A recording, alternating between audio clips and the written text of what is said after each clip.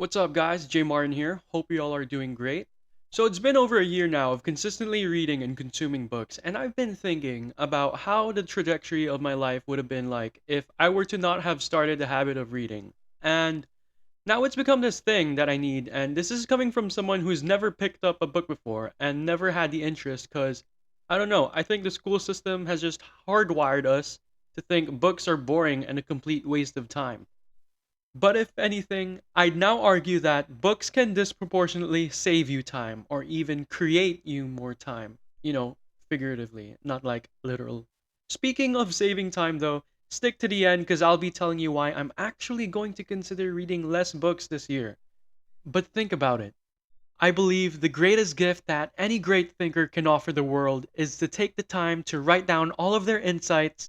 They say a fool never learns, a smart man learns from his mistakes, and a wise man learns from the mistakes from others. Now, I don't know about you guys, but for me, just check out my storytime playlist. But I spend a lot of times being a fool. I've spent a reasonable amount of times to be smart, but oh man, is it precious few times that I learned to be wise from others. But virtually every time I was able to get some wisdom, it was at the hands of an author. Now, a lot of people have the privilege to physically have a mentor audit their progress, but for me, if you were to ask who my mentors were, I would say it's the authors I've read. Alright, so I started my first book with the classic millennial book of finance, and that was Rich Dad Poor Dad by Robert Kiyosaki.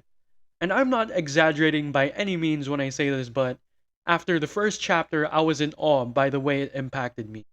Like, why did it take me this long to realize the utility and latent potential of a book?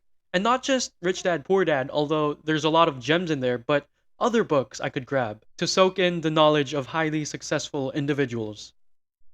And I want to be a high performance individual myself. And upon finishing my first book, I vividly remember thinking, alright, this is great. Well, these books of the great authors are like my white rabbit, and so I chase new books, and after that, it's now my source of entertainment. I don't watch movies or TV, and I wasn't even listening to music anymore. I would just listen to an audiobook. It was just inspiring, and what was even more remarkable was applying the lessons and teachings into real life. Like, that's amazing. That's how you know you've really learned something, and it's now embedded in you, like a computer, and you've downloaded all the data. And it's an empowering thing because a new level of hunger has descended upon you, like the feeling of that, and new methods and tools to feed that hunger is now accessible to you. Little dramatic there, but I implore you guys to start reading if you haven't already, and just start with the things you like. Start with what interests you, albeit manga or comics. Is it manga how you pronounce it? I don't really know, but that isn't really my thing, but it's a passionate niche. Naval Ravikant says, start with what you like, and eventually you'll start reading the healthy books.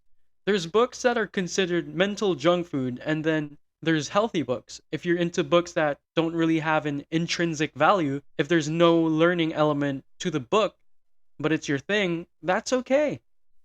Eventually, you'll get tired of consuming junk books and then move on to healthier books. Naval Ravikant said he first started reading comics and then he read a lot of mystery. And then after that, he got into science fiction and then graduated into math and philosophy. For me, it was more of books on success and then business. I read about 10 books back to back on business, then transitioned to productivity, like the 4 Hour Work Week, Atomic Habits, and such. And then I noticed a common theme in all these books, and it was about psychology, so I read about that. How to win friends and influence people, you know? And then it was mindset, and then philosophy. And so now, at the moment, I really want to improve my communication skills, so I'm reading about that. The art of communication. So that's where I'm at now. I actually gave myself my own ratings of what I personally think after I completed each of the books I've read, so I'll leave that in the description box for you. I think it'll be really valuable to you guys. And like I mentioned at the beginning of the video, I am actually slowing down on the books I'm reading this year. I think it was pretty mandatory for me to read and soak up all the knowledge to build a healthy foundation. Like just 2 years ago, I haven't read a single book in my life. So last year was all about reading. So this year, I'm going to be focusing on just applying that knowledge and executing on that. But I think we should never stop learning from books. And I think it's amazing how now there's these apps that condenses and summarize books into like 15-minute reads. And so nowadays I just listen or read summaries, and if I really like them, I'll grab a physical copy for myself. And just before I close, always consider yourself a dummy, okay? Because here's the paradox. The person that considers themselves as dumb are actually smart because they understand that they have a lot to learn, and the person that thinks they know it all won't even open to the fact that they need to learn anymore. I mean, look at the data in formal education of the percentage of graduates. Around 90% of them never even pick up a book after they graduate college. So consider yourself a beginner in something. And whenever you consume something that you can learn from, whether it's a book or a podcast or even a conversation with someone, just always have the mindset that whatever you're going to listen to or read is going to have some sort of an impact to the framework of how you think. And just as Abraham Lincoln says, always learn from someone, even if it's not what to do. One thing I've learned, and I think this would also be great advice, is to also know what to read and when to read. That sounds like a confusing statement, but I'll leave a link in the description box by a YouTuber I highly admire. His name is Andrew Kirby, so if you made it this far out of the video, make sure you check him out. I really vouch for him, and the tips he gives in the video and his content in general is completely revolutionary, and I don't want to plagiarize any of it. But that's it for today's video, guys. Peace and love.